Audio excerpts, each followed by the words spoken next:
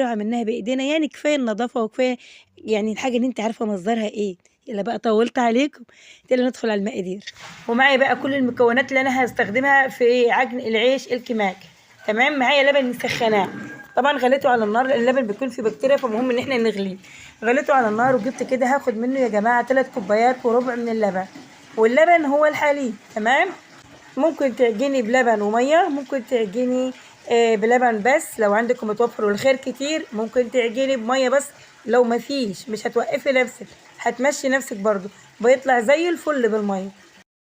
أنا النهاردة هخبز 2 كيلو من عيش الكمام، تمام. أنا هقولك مقادير الكيلو. مقادير الكيلو يا ست الكل: نص كوباية من السمنة للكيلو، تمام. معلقة من الخميرة الفورية، معلقة من اللبن البودر، نص معلقة صغيرة من الملح. ده مقادير الكيلو أنا بقولها لكم، تمام كده خدوا بالكم.